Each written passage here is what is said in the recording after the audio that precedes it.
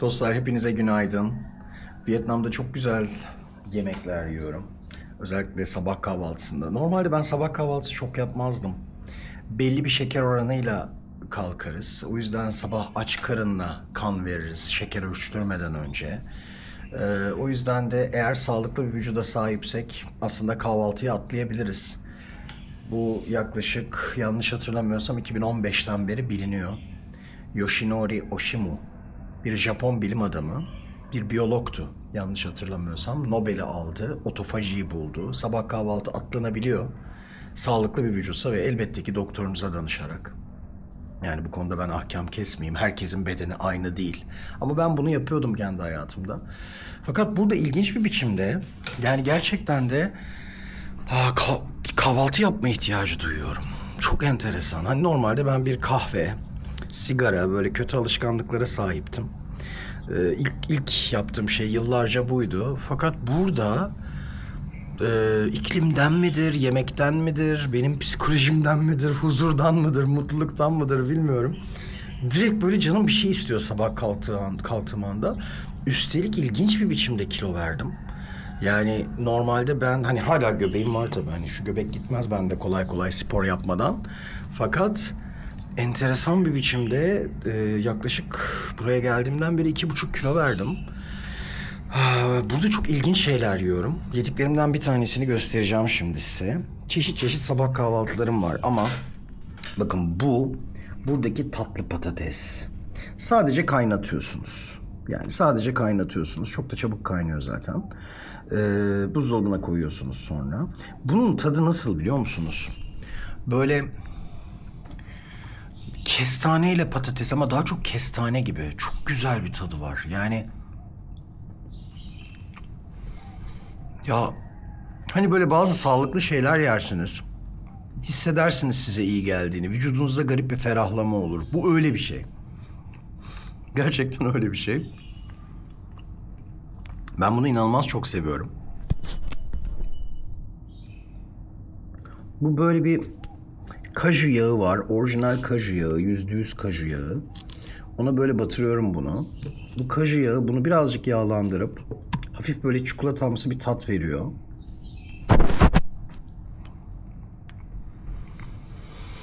Tek kelimeyle muhteşem. Evet, güne böyle başladık.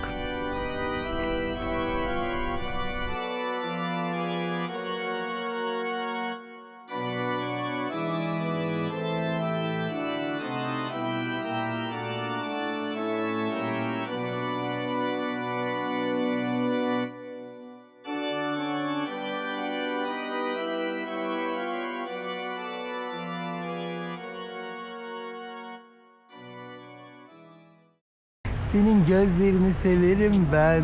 Bir bak bana Allah'ım çok güzelsin. Sen bu kilisenin meleği misin? Sen meleği misin?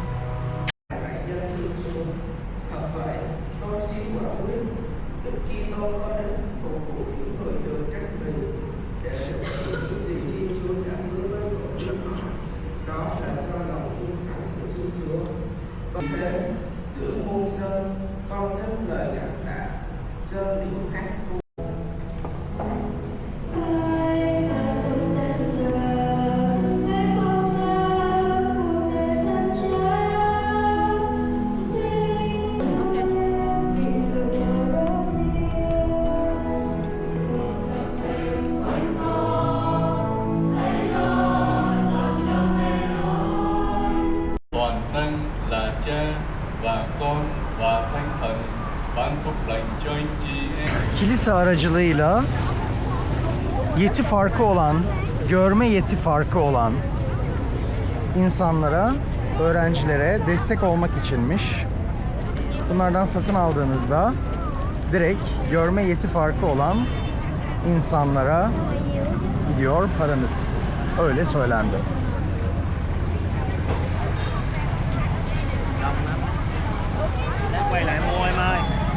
Evet. Biz de bunlardan bir tane alalım. Umarım yerine ulaşır. Yani umarım dememin nedeni deniz feneri şu bu biliyorsunuz. İster istemez içimizde bir refleks oluşturuyor.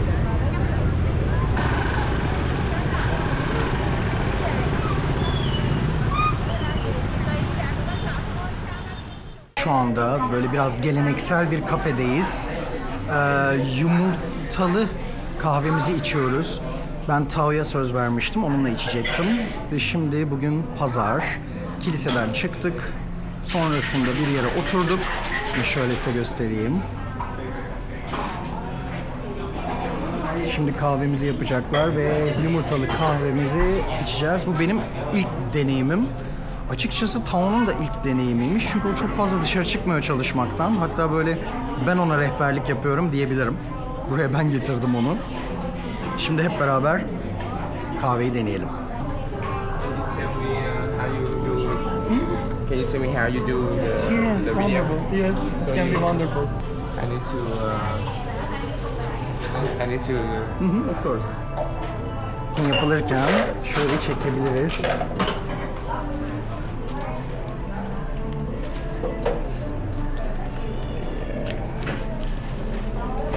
Check the yolk. Aha, beyazını atıyorlar. Sadece sarısı kalıyor.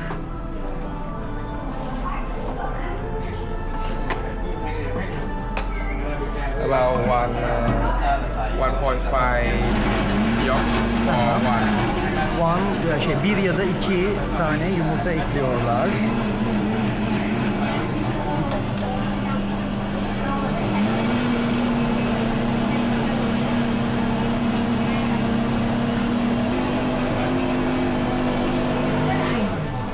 Then we use condensed milk. Condensed milk Çeşitli soslar ekliyorlar arkadaşlar. and honey.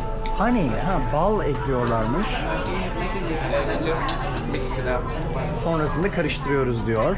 Yeah, about 5 minutes. 5 dakika kadar.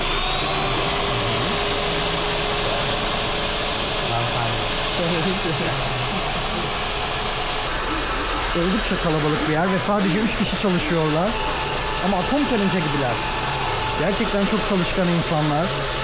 3 kişi bu kadar kalabalığı idare ediyor arkadaşlar. Ve bu kalabalığın yanında bana da müsaade ettiler. Sesten beni duyabiliyor musunuz bilmiyorum. You can see this soft Like cream, like cream. Krem gibi olana kadar karıştırılması gerektiğini söyledi. Sıcak suyun içerisine sonrasında bu şekilde koyuyor. Biraz daha katılaşması için. You can try. Oh, thank you. You can try. Wow. Wonderful. Okay. Ooh, perfect. We make an espresso. Uh-huh. And then bùi lên được. Let's finish the egg. Garlic.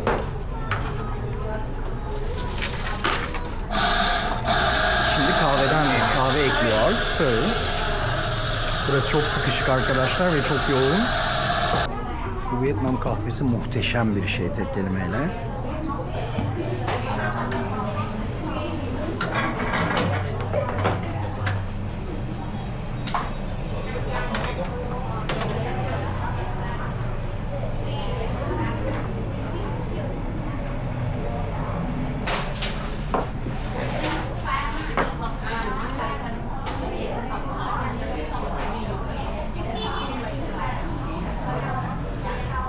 Food that I can. Oh, wonderful. Alright. And one cacao too. What is that? Coffee? It's cacao. Oh, Cacao powder. kakao eklediler üstüne. Thank you very much. Thank you very much. Kahvemiz hazır. Ben bunu böyle dikkatli bir biçimde içiyorum. Buradan çıkmaya çalışacağım. Evet. Burası klasik bir Vietnam kahvesi diyebilirim. Şimdi asıl tehlike hem bu tarafta hem de karşı taraftalar. Şimdi karşıya geçeceğiz. Bakın aslında yarıya kadar geçeriz. Evet. Böyle hep beraber. Selam.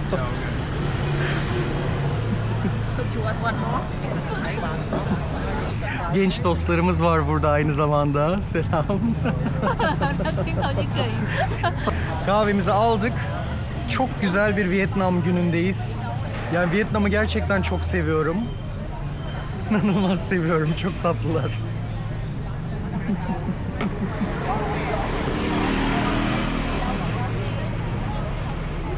ilk defa kahvemizi deniyoruz.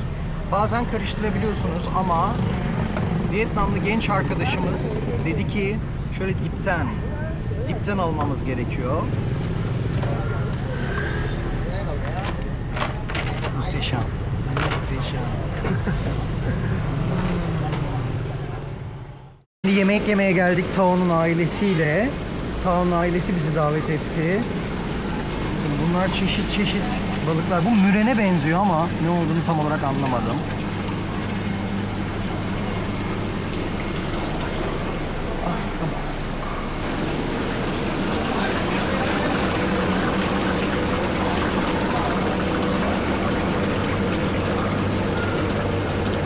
O kadar fazla su ürünü var ki Vietnam'da.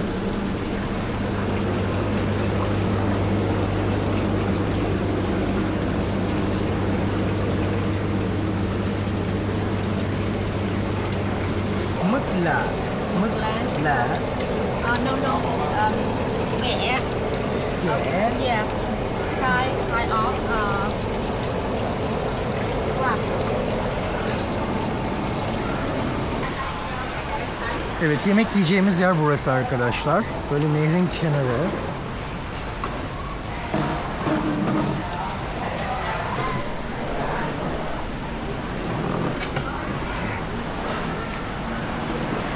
Her şeyi düzenliyor, her şeyi. Tüm hayatı düzenliyor. Bún. Em xin em có một vài cái mì á, tên chị đó. Nhà bữa xưa ở đâu á? Komut veriyor, askeri bir komutan. Evet, gerçekten enteresan. Yani çok alışık olduğum şeyler değil ama uyum sağlıyorum. Rahatsız da etmiyor. Belki çok minyon olduğu için, çok küçük olduğu için ve sesi çok ince olduğu için beni rahatsız etmiyor. Normalde ben otoriteden hiç hoşlanmam. Onun otoritesi çok güzel. Just little. Okay, we can share one.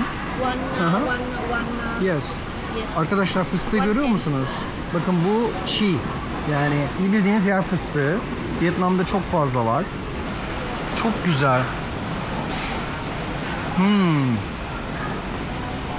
Yumuşacık. Bizim fıstıklar gibi sert değil. Benziyor mu? Benziyor biraz. Gerçekten çok güzel.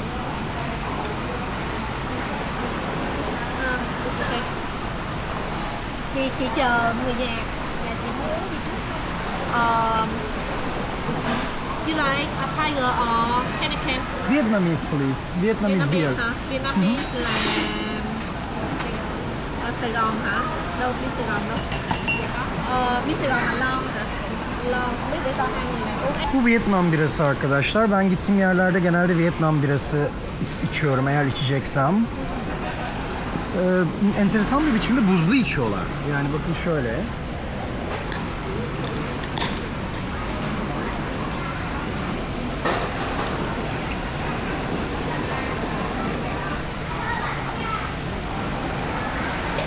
Tadı çok yumuşak. Çok fazla alkol yok. Yani anladığım kadarıyla çünkü yakmıyor. Çok güzel bir bira. Gerçekten yani tam benim istediğim gibi. Eğer yumuşak biraları seviyorsanız böyle Miller falan tarzında kesinlikle bu Saigon'dan içebilirsiniz. Ve çok ucuz. Arkadaşlar çok geleneksel bir restoranta getirdiler beni. Böyle nehir kenarında. Deniz ürünleriyle dolu, sebzeyle dolu. Çünkü onu sevdiğimi biliyor Tao. Ailesini davet ettik. Bu ikinci görüşmemiz. İlk görüşmemizde daha kalabalıktık. Şimdi abisi ve annesi çok tatlılar. İnanılmaz şekerler. Onlarla beraber oturuyoruz. Ya çok huzurlu bir ortam. Gerçekten. Yani normalde bilirsiniz. Türkiye'de bir aileyle tanıştığınızda her zaman birlikte olduğunuz insanın abisi ya da ailesiyle ilgili böyle bir gerginlik vardır genelde. Her zaman değil. Her zaman değil. Ama ilk tanıştığım andan itibaren hiçbir gerginlik yok. Tam tersi abisiyle inanılmaz iyi arkadaşız. Ya birbirlerine çok saygılılar. Acayip düşünceliler. Böyle bir şey yapmadan önce mutlaka soruyorlar. Gerçekten çok enteresan. Gerçekten çok ilginç. Masa donatıldı arkadaşlar. Karideslerle dolu.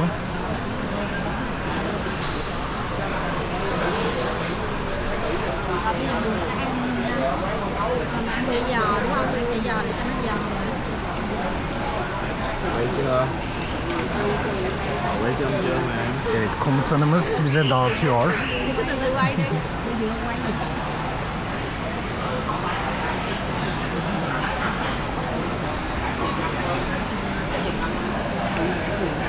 It's spring rolls. What's his name?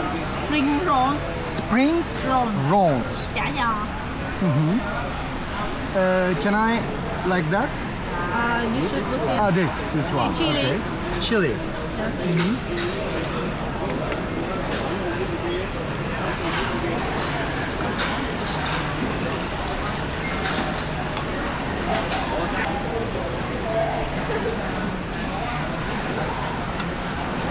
İçinde balık var arkadaşlar. Gerçekten de bütün deniz ürünleriyle bu Vietnam birası Saigon muhteşem gidiyor arkadaşlar. Bütün deniz ürünleriyle beraber çok güzel gidiyor.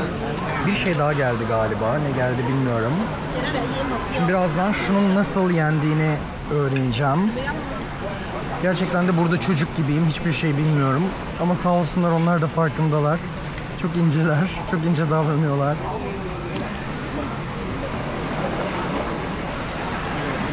Em cho mấy chén muối tiêu hay muối hột ớt. Có đầy đủ. Hindistan cevizi mi? Tamamlayamadım. İçindeki Hindistan cevizine benziyor.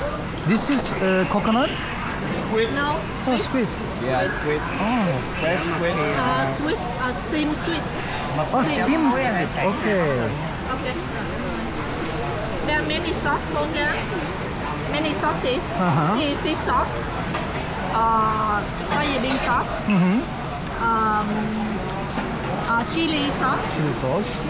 Ginger sauce. Ginger. Ginger. Uh-huh. Ginger with steam sweet. Steam sweet. Yeah, and is salt and chili sauce with the shrimp. Yes. With this. Nào, cái này là gì? Cái đó ai đét. Cái nữa. Ăn tầm bậy tầm bạ. Shrimp shrimp with chili. Đó hả? Phải. No, salt with chili. Salt with chili. Çok fazla sos This is var. very special. This is some kind of coconut. It's made Coconut from salad. Coconut salad. Coconut with seafood salad. Aa, Yeah. Hindistan cevizi salatası ama aynı zamanda. Yeah, It's coconut. from the coconut tree. Okay. And this one is Rice. From rice. some Rice. from rice and shrimp. Aha. Yeah. Arkadaşlar bu Hindistan cevizi salatası, deniz ürünleri, aynı zamanda rice cipsi, yani pirinç cipsi var üzerinde. Geleneksel Vietnam sofrası bu. Şunu ve özellikle buna batırıyorsunuz.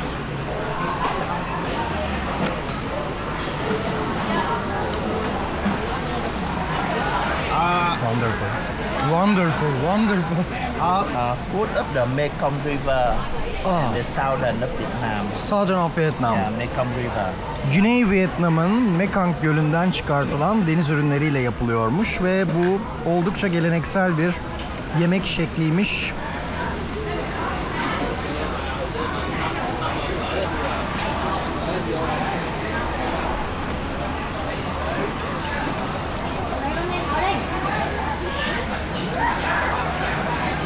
Can you eat onion?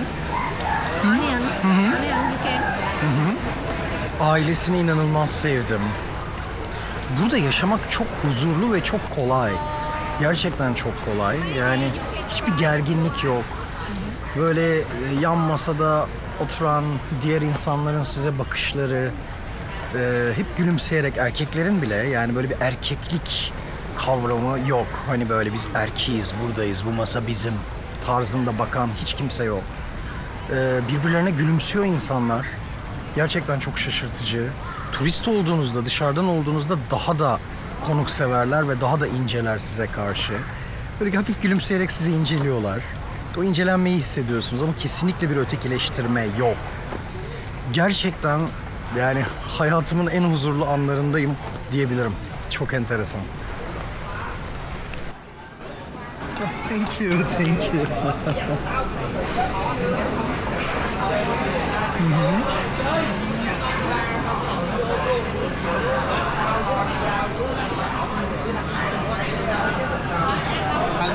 Bebek gibi besliyor.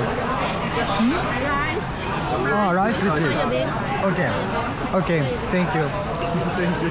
Hazırladı. Buna istediğim sosları ekleyebiliyorum ama en bilinen sos şu. Ginger, yani ginger neydi ya Türkçesi? Arkadaşlar ginger'a bakacağım ya. Türkçesini unuttum. Ne olduğunu biliyorum da Türkçesi ginger. Şimdi buna geçiyoruz. How can I eat this?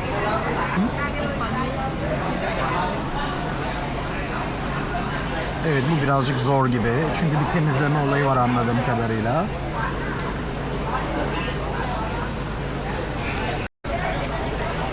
Ya beni bebek gibi beslediler sağ olsunlar. Gerçekten. Ah. You can? You can.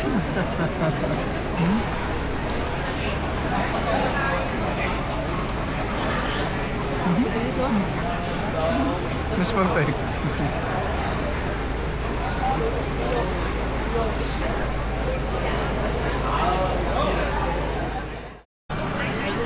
Bu sostan birazcık koymak gerekiyormuş böyle arkadaşlar. Biraz acı bu.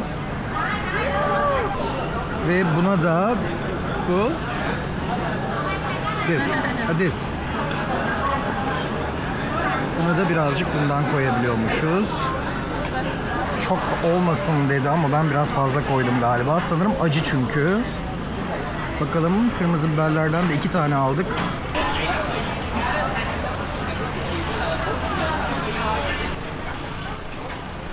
Sağ olsun bütün tabaklarımı hazırladı.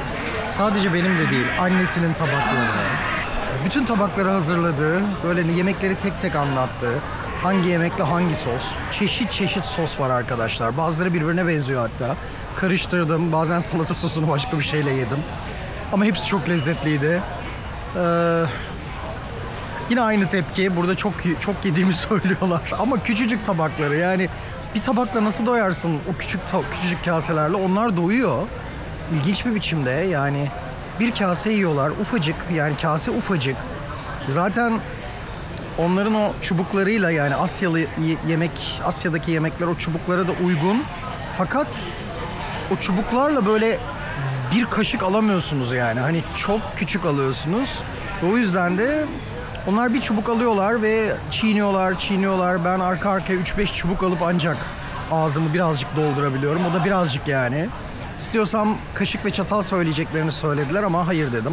Yani özellikle o pilavı yeme biçimi, bunların hepsini öğrenmek istiyorum. Öğrendim de, yani geçen hafta görüşmüştük. Bugün 1. haftamın sonunda tekrar buluştuk ve hepsi bana şeyi söyledi. Yani çok hızlı öğrenmişsin dediler. Çubukları kullanmayı. Buradan önce ben çubuk kullanmayı bilmiyordum arkadaşlar. Yani pek çok şey. Şimdi sosları öğreniyorum. Yani böyle her şey çok hoş ve çok güzel. Her şey gönüllü. Yani hiçbir toplumsal baskı ya da dediler ki istediğin gibi yiyebilirsin. Hiçbir sorun yok. Ben dedim hani biraz ellerim kirlendi, problem olur mu? Hayır, tam tersi, Vietnamlı oldun diyorlar. Çok güzel ya, gerçekten çok rahat. Yani stressiz, sıfır stres. Gerçekten Vietnam sıfır stres. Çok güzel, çok güzel.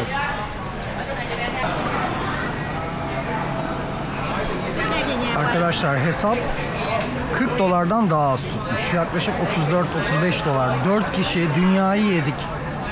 Dünyayı yedik yani, böyle bir nehir kenarında bir restoran ve tüm hesap $38 tutmuş. 38. Hı hı.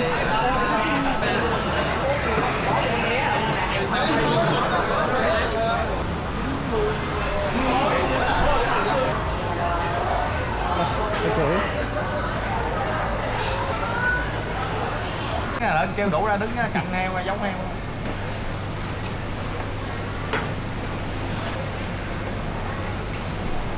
Bị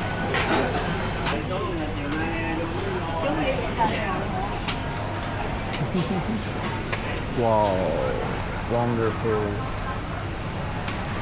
Thank you. Gerçekten de çok hoş bir ortamdı. Bye bye, bye bye. İnsanlar birbirlerine selam veriyorlar. Burada böyle domuz ürünleri de satılıyor ama daha çok deniz ürünleri. Ve deniz ürünleri muhteşemdi tek kelimeyle.